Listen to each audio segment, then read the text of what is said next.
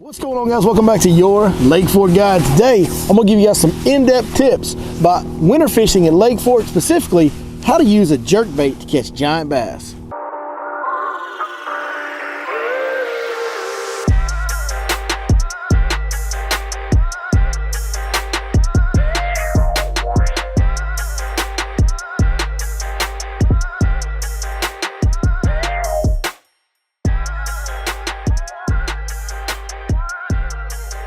Good one. Jerkbaiting. As you guys can see, I've got a co-host today. Brought the big helper, the number one helper, the best friend helper, old Skeeter Bug right there. Skeeter, you know how to throw a jerkbait? She said no. You know how to catch fish on jerkbait? Watch them treble hooks now.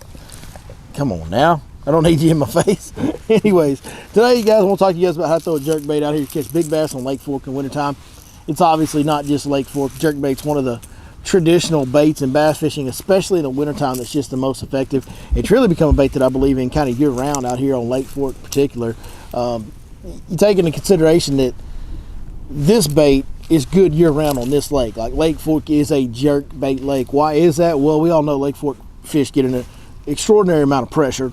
We know they have a high percentage of Florida strain in them, which makes them more temperamental. Those Florida strain bass are just a lot more moody and temperamental than northern strain bass is. And then on top of that, we've got a crazy amount of bait in this lake. So these fish never really have to eat. There's kind of bait everywhere you go on Lake Fork. You fish out here regular, you understand what I mean by that. All those things make Lake Fork bass a little tough to get to bite. Jerkbait is great on this lake because it has such great reaction qualities. It might be the best bait. It probably is the best bait in the world of bass fishing to this day, as far as getting a fish that doesn't want to do anything to react, because of all the slashing and stopping and starting and darting. And you know, the action that a jerkbait has under the water is just perfect. It's as good as anything we have to make inactive bass lunge out of the bait. And then the way it's designed, when they do, they've got 9 points of death hanging off them waiting to grab them. Good luck biting that and not catching something. But you take in consideration that Lake Fork's a great jerkbait lake, and then that the wintertime is the time that a jerkbait shines the most. And boy, you've really got a recipe for success when you want to go throw a jerkbait on Lake Fork in the wintertime. So today, I'm gonna tell you guys exactly how I do it, give you all the details. You know, we pride ourselves on here is giving more in-depth details than anybody in the fishing world ever has. You know, the culture of bass fishing, you gotta keep some of that stuff secret. You got a secret hole, got a secret bait, you got a little secret technique with that bait. And guys have gotten better over the years about sharing information, but still they keep their secrets. We are very, very anti-secrets around here. We just let everything out, man. We're gonna tell you every little detail we know. That's what we're about to do today. So I guess the best place to start would be the jerkbait itself. Which jerkbaits are we gonna use? Well, you guys know I've worked with 6 Cents for years. I do like their jerkbait. It is a solid jerkbait, but in my opinion, the best jerkbait on the market is the Megabass Vision 110, 110 plus 1, and 110 plus 2. This is a plus 2 here. You can see that bigger bill. All that means is same exact body and everything. That's just going to get a little deeper. Now, all these jerkbaits that I'm using are suspending jerkbaits. There's one exception to that I'll show you guys here in a minute. But these are all suspending jerkbaits. So with these longer bills on them versus the shorter bill, this is a Megabass as well. All these are going to go to different depths, right? So, and you can read that on the package for yourself when you go shopping for them. But basically, that short bill one is going to go down about 4 feet, and the medium bill one is going to go down about 7 feet. This one will get down to about 10 feet, 9 feet, something like that, realistically. Now, if you're making super long casts using light line, you can get them to go a little bit deeper. But in general, that's going to be about where they stop on their suspending. But Megabass 110, Vision 110, great jerkbait. There's several others that are good, but like I said, this 6 Cents Provoke, I still use that a ton. One thing I do like about the 6 Cents baits, they get some pretty unique colors, and this is one I really like. It's kind of a one-off that I really don't see anybody else making. This color is called Ditchweed from 6 Cents, and around here in East Texas, our water's not the clearest anyway, for the most part, especially this year with the lake being low, not having a lot of vegetation in it. See all these stumps out of the water behind me? The lake already in some of these creeks that we're wanting to fish early in the year is getting really dirty already. So you deal with dirty water. When you do, that's a great little option to still get that jerkbait action, that subtle jerkbait action for inactive fish, but have a bait that they can actually see good enough to find and locate and track in that dirty water. Whereas, you know, a realistic bait like that's just not going to show up very well in some of that dirty water to those fish. So jerkbaits, as far as colors go, really simple. I like to keep a white one around. That's the only way to unhang them when they get tangled, by the way. Just shake the out of them. White, I like what I call a shiny shad color. I don't know exactly what the name of this color is, but you can see it's kind of a chrome sided. It's got a little yellow and purple in it, but I like white, shiny shad, translucent shad, which I don't know how well that shows up, but that bait, you can see right through that bait, very translucent. And then what I call realistic shad. So this one I think is called Pro Shad or something like that, but it's just kind of a matte, flat-sided, just looks as realistic as it can. And then this is my one-off color that I like a lot, and there's one other color that's really good, and we'll tell you about this bait a little more here in a second, but that is gold chrome with a black back and an orange belly. Now, these other companies make this color as well, and they're all very good. I want to show you guys this one, because this is the one-off that is not a suspending bait. This is a floating rogue. This is a floating rattling rogue, and this bait is a bait that has been around since I was a baby, and probably before I was a baby, but a little bit later in the spring, or it can happen here in the next 2 or 3 weeks. If we get warming trends, those fish will get extremely shallow. When they do, a floating rogue is about the best bait you can throw at them. You can just, as you twitch it, it'll get under the surface and it'll float back up. So you just do the same thing that you do with the jerkbait, with the twitch, twitch, twitch, pause, however you want to do it, but it'll float back up and stay right on the surface. That way you can still present a jerkbait to fish when they're in extremely shallow water. So just another option that we have there. Those are kind of my selection of jerkbaits. Moving on from that, need to get you set up on rod, reel, and line. So let's talk about that. You need a bendy rod. You really got to have a bendy rod. Like you want, I call it a buggy whip. You want one that's got a lot of whip in it. You know, we've been fortunate to get the opportunity to design some rods here at your Lake Fork Guide, and we have dubbed them and named them the LGB series. Let's go, Brandon. That's right. So we got the LGB series of rods. Now the model that I like to throw my jerkbait on is going to be a 6'9" medium. That is our lightest action and shortest rod. You do want to get a rod that's a little bit shorter when you're twitching a jerkbait, and we'll show you how we work it here in a little while. When you're twitching a jerkbait, if you have too long of a rod, you're constantly going to be hitting the water, hitting the side of your boat. You just don't want too long of a rod when you're fishing a jerkbait. So I like to go with the 6'9". I actually designed that particular rod specifically with a jerkbait in mind. Now you can also throw things like a Senko or a Fluke or a Wacky Worm on it, but I really designed that rod with a jerkbait in mind to be the right rod, because a jerkbait to me is the one technique. I can throw weightless plastics on a little bit heavier action rod, and I can cast them, and I can handle setting the hook on them because you're setting the hook on a one hook bait. But with a jerkbait, it's the technique that I need the most bend in my rod, and I need the shortest rod.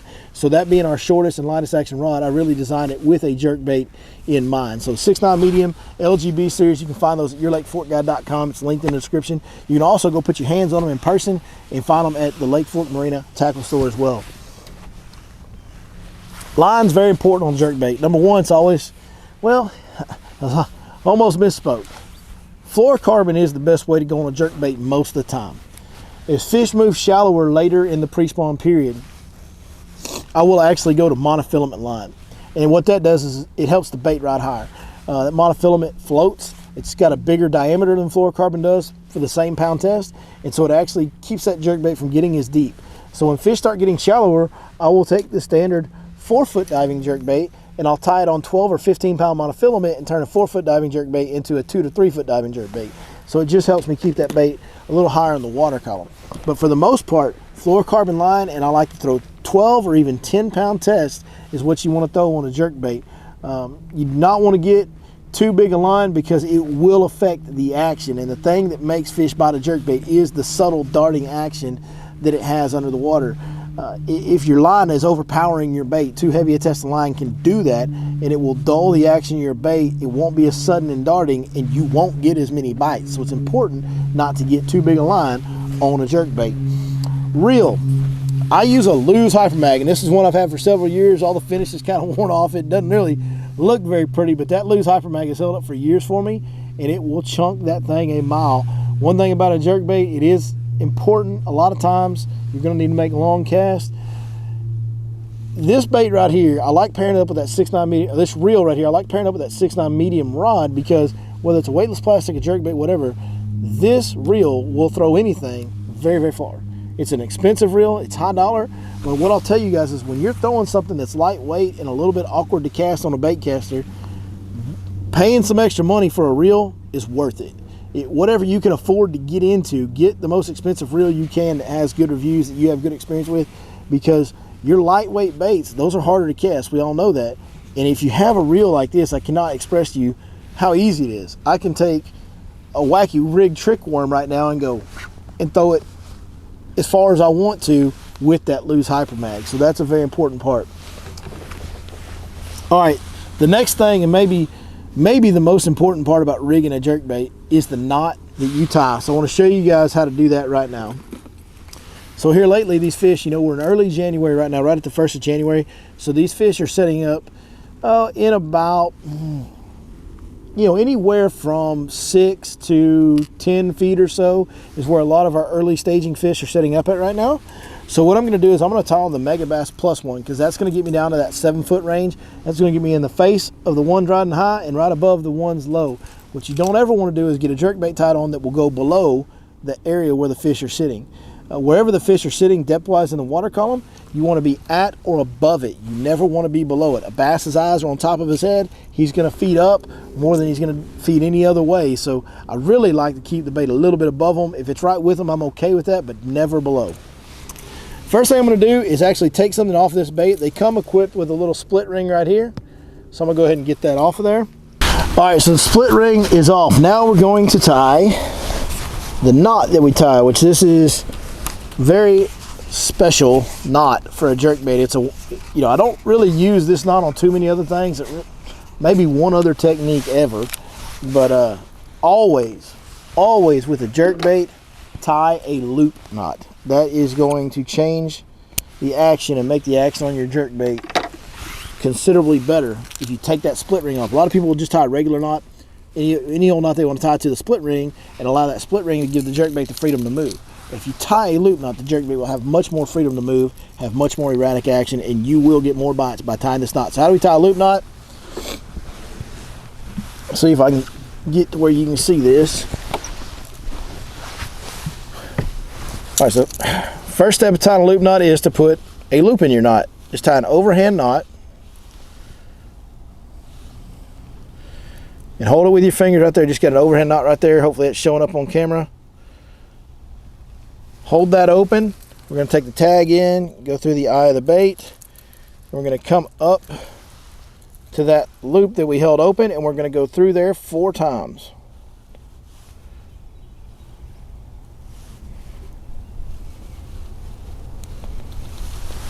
All right. Now we're going to lubricate it.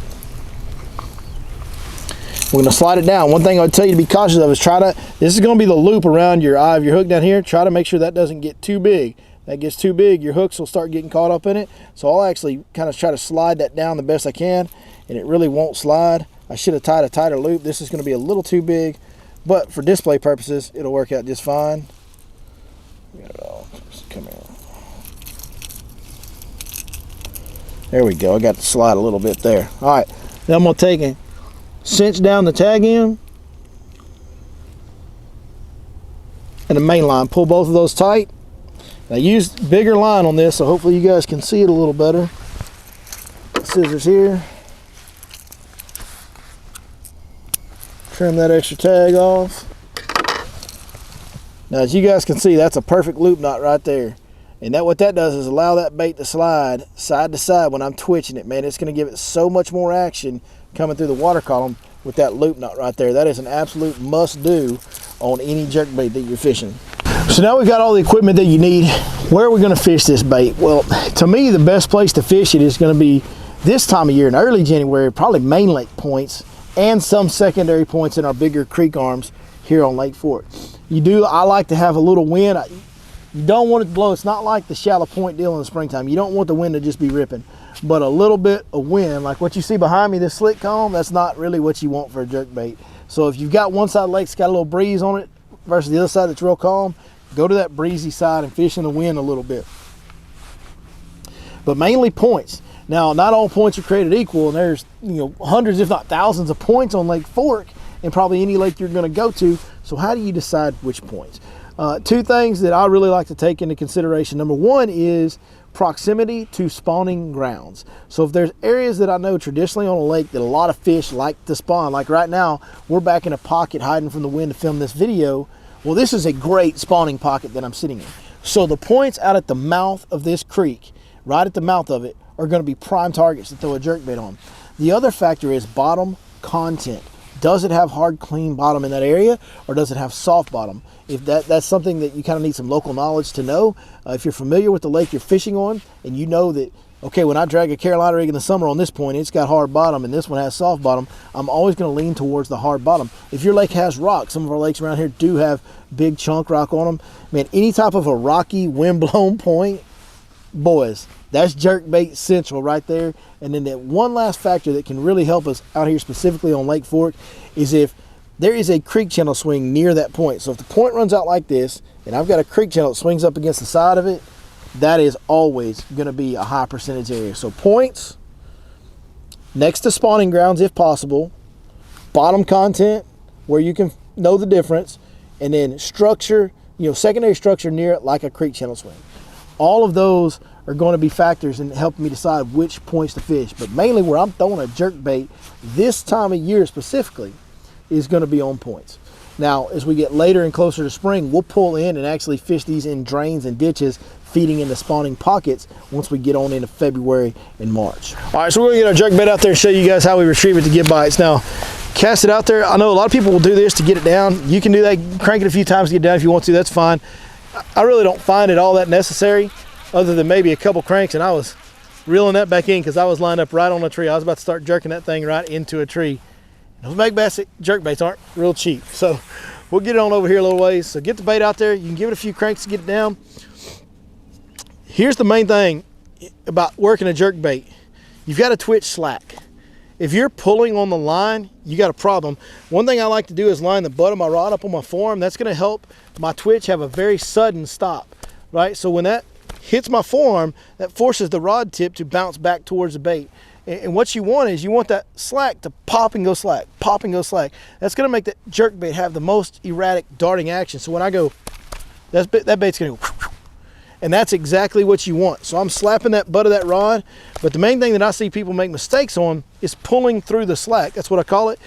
Basically, if you'll pan the camera out here, as I'm twitching it, instead of my line getting tight down here at the bottom, they get their line tight out here and then keep pulling. Well, if you do that, that jerkbait is just going to lunge forward. It's not going to have that erratic side-to-side action. So you got to be careful that you're not pulling through the slack. Hopefully that makes sense to you guys. The end of my twitch should be right where my slack tightens up. I just want that slack to pop tight and let go, pop tight and let go over and over and over again. As far as the cadence of it and the pause, I think anybody that's watched any jerkbait videos before will have probably heard the same answer. Man, it depends. Day to day, lake to lake, situation to situation, it depends. Now, the fish will usually tend to have a certain cadence or rhythm that they like on a given day, but that can be one thing today and completely different tomorrow. So that's something that I like to vary as I go throughout the day. A basic cadence that's pretty standard and good for me is pop, pop, pop. And then give it 2 or 3 seconds pause, pop, pop, pop. Just like that. That's kind of my standard cadence. I will do more, less pauses and more twitches. I'll also do this, very subtle, one twitch. Let it sit even longer. One little soft twitch. I'm barely popping that slack tight on those. Those are very subtle, just choom, choom. That's what that bait's doing down there. It's just every once in a while, that was a little hard for what I was talking about, but just very subtle single twitches with bigger pauses in between. But the cadence has got to be varied, and I will vary it each day, kind of go through my standard one that I showed you first, go in between the fast one, in between the slow ones, and just do several different cadences till I get a bite. Once I get a bite, I make sure I pay very close attention to how that fish bit, how I was working the bait when that fish bit, and then I try to start duplicating that and repeating it. And if I ever get to a point in a day where I get 2 or 3 bites on the same cadence, I am going to stick to that cadence for the remainder of that day unless something changes in the conditions. All right, guys, that's going to do it for our jerkbait video, man. I hope this helps you. It is certainly an incredibly effective bait on Lake Fork especially, and especially in the wintertime. I know we've been talking a lot about that jig here lately, and the jig is the deal that I will primarily do. It is my preference. I love to fish that jig in the wintertime, but if we get on a roll where we just cannot get jig bites anymore, we will be picking up the jerkbait next this time of year. And if maybe that jig thing isn't your confidence deal, the jerkbait may be more your speed, pick it up and try it on Lake Fork. And not just Lake Fork, man. Any lake you go to this time of year, man, a jerkbait is an undeniable option. I mean, it's so good. If you watch the professional tours and see how many of those guys throw a jerkbait in all different times of the year, but especially if you see those guys in the wintertime, they got a jerkbait tied on. There ain't no doubt about it. So if you haven't tried a jerkbait before, try some of these tips. Get out there, commit to it, stick with it, get you a couple bites on it, start building your confidence, and it will make you a better all-around angler. Hey, man, hope this helps you guys out. Sure appreciate y'all watching, and we'll see you next time right here on your Lake Fork Guide. It's going to be hard to tell people how to fish if you're in my face like that. You don't really care, though, do you? You don't seem to care. Don't lick me on the mouth. That's too much. That's weird. Can you go sit down somewhere? How about right there? Perfect. What's going on, guys? Welcome back to your Lake Fork Guide.